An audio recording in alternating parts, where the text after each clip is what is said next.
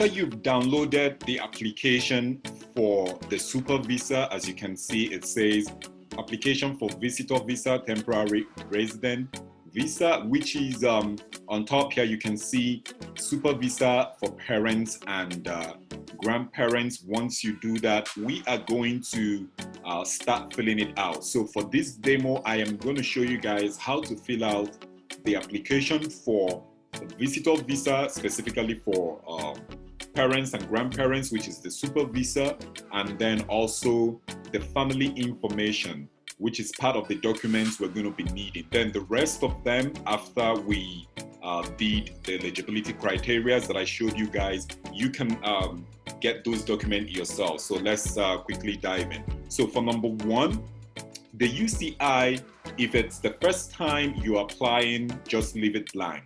So if it's the second time, let's say you've applied before and you're trying to renew, then you're going to find it in the previous visa or super visa that you received. And then number two, you're going to choose the service you want. If you want service in English, or if you want in French, you choose French. And then you are going to choose visitor visa. There is this transit visa. It's just for people making a stop in Canada before going to the next their next destination, right? So we're going to stick with visitor visa. Then personal details. So here you're going to put in your full name and your given names exactly the way it is on your passport or travel document. And then number two, if you've used any other name, you are going to indicate that. If you've not, just tick on no like I did. You're going to choose your sex, your date of birth. Also remember that the date of birth that you have here is also what you're going to be using in the eligibility criteria questions we answered during the form that we filled earlier on when we're answering those questions, right? Because once you validate this form, if it's different from what you put in there, it's not going to be able to upload, right? Then your place of birth, your country or territory where you were born, your citizenship. Then number 7 is going to be your country, current country or territory of residence. You're going to choose that, and your status there as well. Number 8, if you have visited any other country, it says during the past 5 years, have you lived in any country or territory other than your country of citizenship? If you have, you are going to indicate that here, what you did when you went there. If you went there as a visitor, you indicate that, and the period you spent there as well. If you haven't been outside of your country of residence or territory of residence in the past 5 years, you leave this as blank.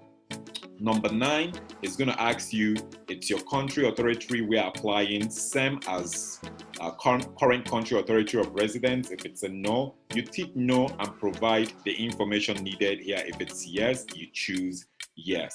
So here you're going to choose your current marital status. In the drop-down menu, there are options. So if you are applying for your parent or your grandparent, if they're divorced, you're going to choose that. If they're still married or widowed, you are going to provide that. But if they are never married, then you are going to leave it as single, right?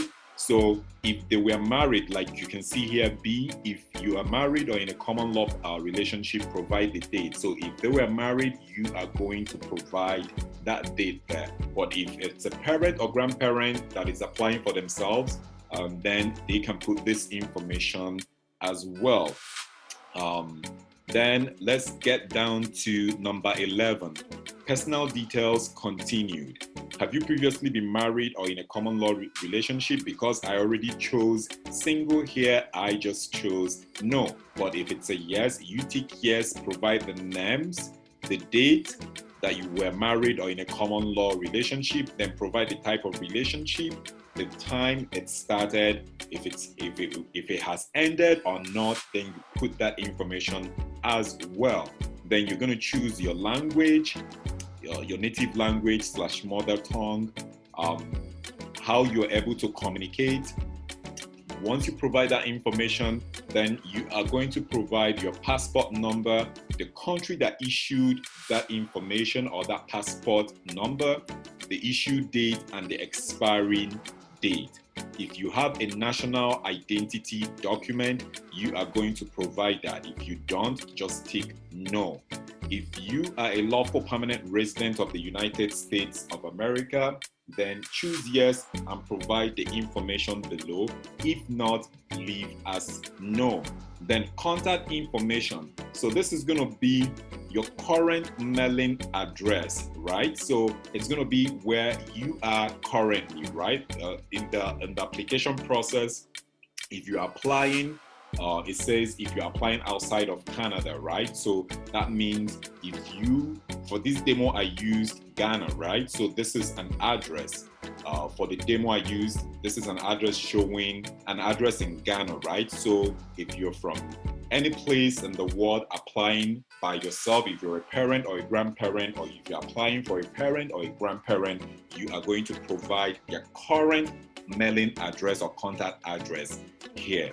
So residential address, if it's the same as the mailing address, you tick yes, and then provide a telephone number, how they can be reached, and their email for number 6. If you have an alternate telephone number, provide it here. If there is a fax, you do the same. Then details of visit to Canada. So here is where you are going to indicate the super visa for parents or grandparents, because this form, you can also use it for a visitor visa, the regular visitor visa. But here, if you can see on the drop-down menu, you can use the same form for tourism, business, returning student, returning worker, family visit. But this is what we are interested in, which is what? The super visa for parents and grandparents. So number 2, you're going to indicate how long the plan to stay or how long you plan to stay and the funds available for your stay. So like I said, this is just a random number that I put in there, right? But considering that this is a visa that can enable a parent or a grandparent to stay in a country for up to 2 years, that's why I put this number here, right? So then this is the name, address, or relationship of the person that the parent or grandparent is visiting. So if it's a son or a grandchild, or a child rather, or a grandchild, so you put the name here, the relationship to the person, the address in Canada. Then this is going to be the education for the parent or grandparent. So you can use the demo that I used down here to fill out this space, but it says if there is none, if you answered yes, give full details of your highest level of post-secondary education. If none, just indicate no.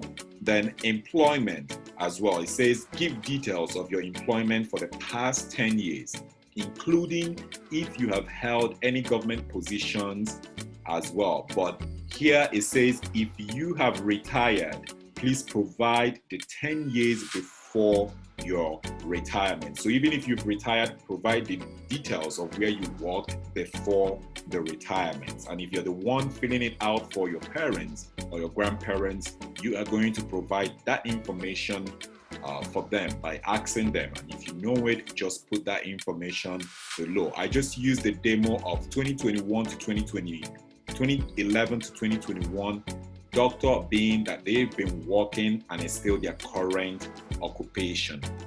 So when you do that, then this is just the normal background information. So it says within the past 2 years, have you or any family member ever had tuberculosis? So read this information. If it's a yes, tick it. If it's a no, tick no. So for this one, I just tick no all through to the end. Once you've done all of that, you go to the end, provide the date, and sign your signature with your name, because after that, we are going to validate. Once we validate this form, we are going to upload it into the application,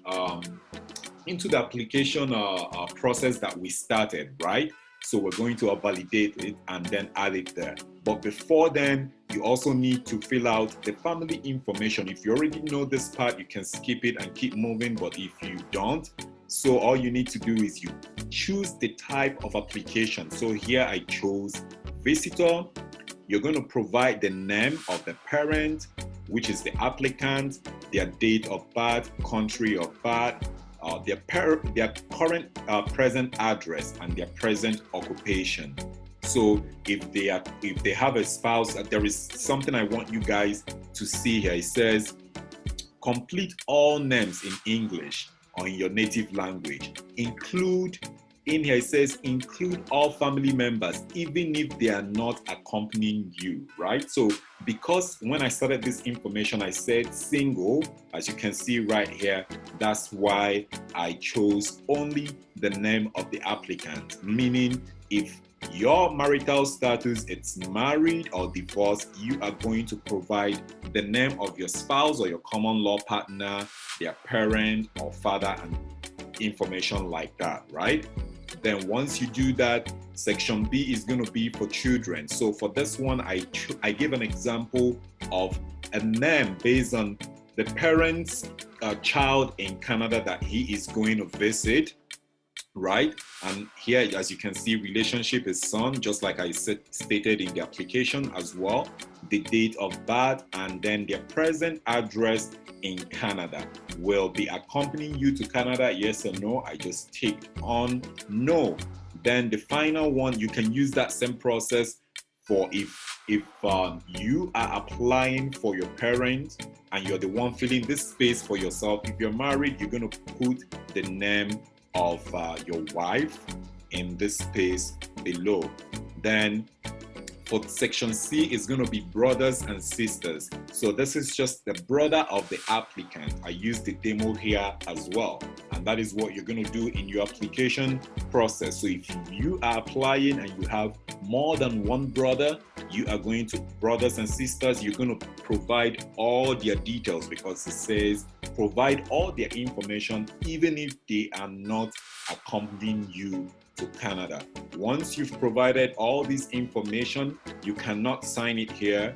I've tried, it's not working. You can't sign it. All you have to do is you save it, because we are going to be uploading this one in the application that we started as well. And this is how to fill out the two important forms for the super visa for parents and grandparents. The rest of the forms you guys can be able to provide it yourself.